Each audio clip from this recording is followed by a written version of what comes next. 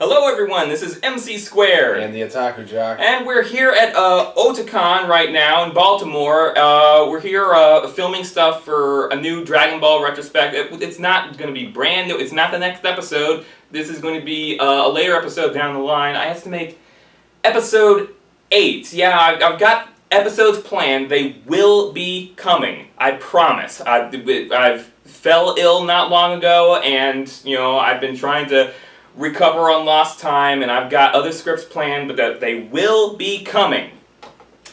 I got nothing else to say with myself other than, I've got my own personal stuff going on right now. I'm going to try to get stuff going on with my blog a little bit more frequently, but other than my little video series, that's something that's a little bit in flux right now, but I hope to rectify that eventually. So, we're here at Otakon, and we attended today the Viz presentation of the Otakon Sailor Moon Day, where they showcased 4 episodes of the new Sailor Moon dub that Viz has been working on. They showed us the first 2 episodes and the episodes introducing Sailor Mercury and Sailor Mars. Yeah, I was about to point out these are the new dubbed episodes of the classic series. We're not talking about dubs of Sailor Moon Crystal at this point. Right. They said that they will be doing Crystal, but that won't be till much down the line when more of Crystal is out. Probably when the whole series is out, they'll start work on that. They even told us that they promised that dubs of the Sailor Moon films and specials are being planned for dub treatment.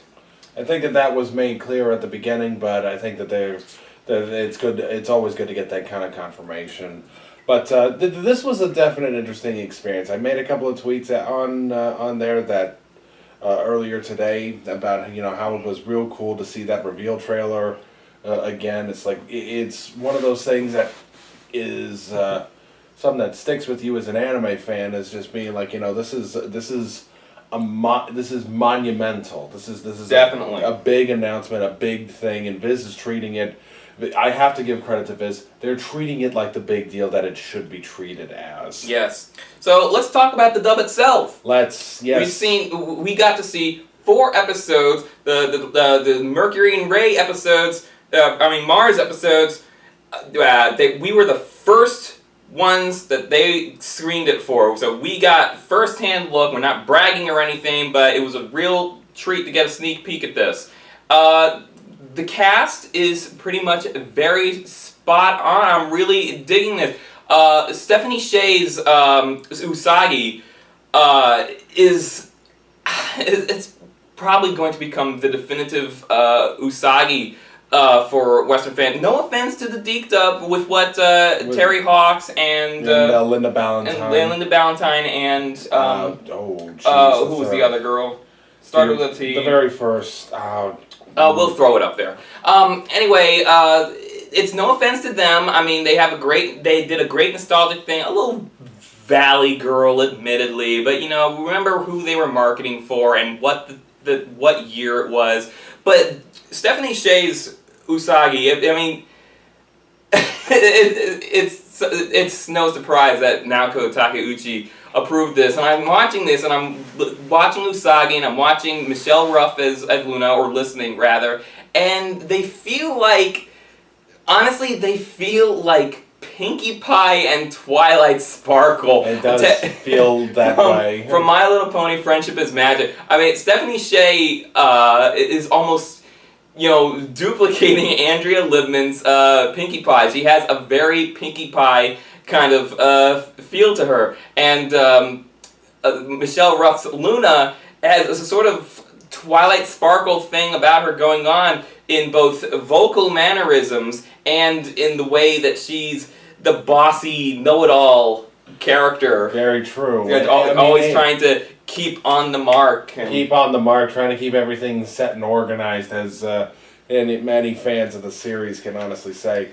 I was very impressed with this as well. I think that, like any person who has, a bit of a fondness for the classic dub, there's always that bit of trepidation early on when you don't know what to expect. But I think that having seen these couple of episodes early on, I do think that it's got a lot of room not only to grow, but I think it's got a lot of room to improve, and not to say that it's bad, mind you, but it's already starting out on a pretty good foot already. And if it continues to get better as they continue to progress through the series, I don't think there's any question in our minds that this is going to be a definitive collection that anyone who was interested in Sailor Moon at all should pick up with little hesitation. Exactly. And some of the voices that we've really got to comment on would have to be some of the supporting cast. First and foremost, Umino, played by Ben Diskin? Ben Diskin, yes. Yeah, a lot of people who watched the Deke Sailor Moon remember Melvin, and he had a very nasally, kind of stereotypical nerdy voice. Oh, hi, Serena! Ben Diskin's Umino is also very nerdy, very stereotypical nerdy, but it's more of an oily kind of, it's more, hey Serena, did you hear about have you heard much about Sailor V? It's a very sort of oily, kind of creepy kind of nerd, like, ugh, get away from me. Which sort of fits his character considering he pops out of nowhere on several occasions. Exactly, and probably the biggest laugh that this presentation got in the whole thing was in Ami's debut episode. Now brace yourselves for this. Oh boy. I really hesitate to put this out there because I think half the fun is knowing that is having this come completely out of nowhere. But there were no non-disclosure agreements, but if you want to be surprised, shut off the video now. That or skip forward maybe about 15, 20 seconds. Right. I don't even know if it's 20 seconds. Whatever. We'll figure that out. But in Ami's episode, they're discussing this Ami Mizuno girl, the big brainiac. She's so smart, she's so antisocial. And Umino comes up, and he says, Ami Mizuno got her IQ test, and it's over 9,000. Yes. Yes. You know that saying from Ghostbusters, "Don't cross the streams"? Well, that has been absolutely tossed out the window here. Yes, and everybody just screamed at that. It was priceless. And see, part of that I think was just the fact that no one in a million years would have thought that they would have snuck that in there. This is a great example of going off the Japanese script for the better. I agree 100%, and I think that's something that that's something I'd like to comment on before we move on. I think that line in and of itself really shows that while they are trying their hardest to make sure that they stay faithful to the original Japanese version, they're not going to be slavish to it. Mm-hmm. They're not going to do like a scene for scene, word for word translation because you know what? That's going to be boring.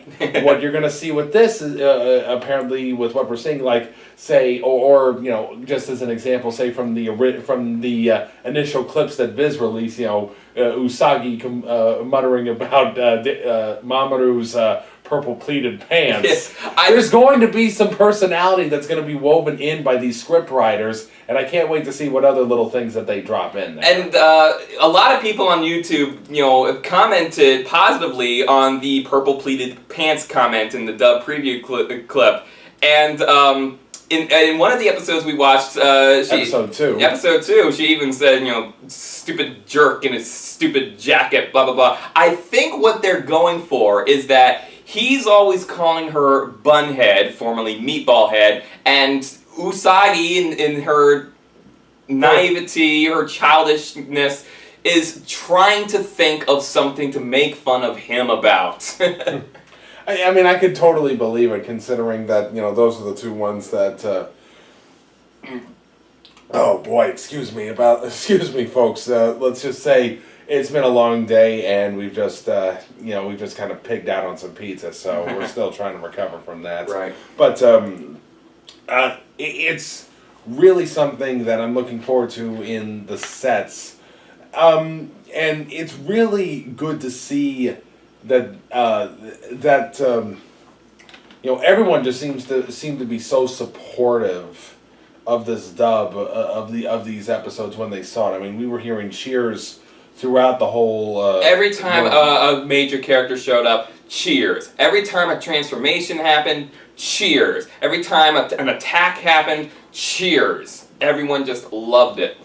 It really was. Now, back to your point. You said you had two other voices that you wanted to cover. Yes, the next one was Usagi's best friend Naru, formerly Molly in the Deke dub, who of course had her famous Brooklyn accent. Brooklyn accent this time. No Brooklyn accent. No Brooklyn accent. No Brooklyn rage. Right. Anyone who catches that, go ahead. And she's very good in this role. Who was it again? Danielle Nicole. Nicole. Or Danielle Judavitas, I think is what her real name right. is. We had to correct ourselves on our last video about this subject, but we thought she was a newcomer. But she's very, very good. She has a great teenage personality portrayed in this thing. Although, I'd like to counter something that people have said in regards to the Deke dub, where people have often criticized, they sound like 40-year-old women voicing teenagers, blah, blah, blah, blah, blah. Well, there was at least one instant in this where she sounded a lot older than 14. But the rest of the performance was very, very solid. I mean, is it teenage sounding? Not quite. Maybe, 18 sounding. It definitely shows maybe that she's got a more mature head on her shoulders than Usagi. Yeah, but the performance is solid. And the other voice we wanted to comment on was probably the biggest misfire, I think, in the casting, and that's Shingo, the little brother. We only saw him for one scene in the first episode, no less. And he's being played by Jesus. We'll throw his name up. We'll throw his name. It's Mikey from Digimon Fusion. Yes. And I knew, and even from that announcement, I knew from the start that this kid was gonna sound like an adult. Now, with Digimon, you can get away with that because they've been doing that since the Saban days. Even when I first saw Digimon as a teenager, I was sort of jarred by, they sound like adults. What's going on here? But it grew on you. And so with Digimon, it works. With Shingo, I don't think it works. No, when it's really, I thought I heard a beep somewhere. What's that? It's still recording. It's still recording. I don't know. Okay, so ignore that. What I was about to say. It probably would have been more apparent had, was it episode 3 or episode 4? No, episode 4. 4, yeah. Yeah, it had probably been more apparent if episode 4 had been an episode that we had seen, because that's an episode where Shingo plays. Shingo is like a prominent role. Yes, he played one of 2 episodes where he's kind of got that role early on. I give at the very least credit where it's due. He plays the little bratty character towards his sister thing pretty well, and I think that you can tell that maybe he's having fun with it. Mm-hmm. But at the same time, I don't think that there's any question about it. The voice... I don't think the voice meshes with that design. I would agree You see that little boy, and you expect a little boy's voice. You expect a woman, at the very least, doing a bratty little kid. With this guy, I don't quite think it works. But maybe he'll grow on us. Maybe he'll prove us wrong. I don't know. Yeah, but I think that overall, even if this... that's not even really, any real nitpicks that we really have. Pretty much every single episode that we saw. I think that the one thing that we got to do, we have to absolutely give Stephanie Sheh a lot of credit for her taking this role. I think that... Robbie Damon. Robbie Damon taking over the role of Mamoru. I can say that, again, trepidation from those of us that have memories of watching the the Deke version, the Cloverway version. We have these voices in our heads about who these characters are. And even if you hated those versions, you probably remember those voices. For better or for worse. Yeah. But the bottom line here is that I think that Stephanie Shea's voice, I mean, you could have told me that maybe Kotono Mitsuishi, Usagi's original Japanese voice actress, had learned English fluently and maybe taken over her role. I know who you're trying Min May in I know who you're trying. In Macross. I'm trying to remember who her actress was, but I can't. We'll throw it up. Yeah, we'll throw that up there. But no, I mean, I have to give Stephanie Shea a lot of credit. She sounds like that she was perfect for this role, and I honestly can't wait to see what more goes on with that. And I gotta give Robbie Damon a lot of credit as well, because he plays the part of sort of that, older guy who's, much more mature, and he kind of... And immature in a sense, in the fact that he cannot resist picking on this poor girl. This is true, but, he fits the part so well. And it's a weird karma. Once upon a time, they're desperately in love, and when they're reincarnated, fate decides, let's make him a jackass to the woman he loves. At least initially. But overall, I think that we can both agree. I should point out that we have had quite a day, but that one panel was definitely the panel that was the highlight of the weekend. We do have another day to go. But I think we'll probably wrap up about here, don't you think? I think this is a good stopping point right here. I mean, because it's late. We're both tired. This is real. This is probably the most slapdash of our vlogs. Of the vlogs. Maybe that aside from the Toonami vlog that we did. That you do. That it's on your channel. We'll post a link. Yeah, it's on ours. That did not go over as well as I'd hoped, but this one went over a little bit better. So I think that this is a good place to end it right here, because we need some rest. So be sure to keep an eye out for Sailor Moon this November, and keep an eye out for my Dragon Ball retrospectives. If you haven't seen it yet, we'll post the first episode down below. And we should also post a link to people if they want to go ahead and pre-order the Sailor Moon special edition or the DVDs. We should go on ahead and do that. Right. So, this is MC Squared. And the Otaku Jock. Signing out. Good night. Hello everyone, this is MC Squared. And the Otaku Jock. And shoot. What the fuck? What the fuck indeed?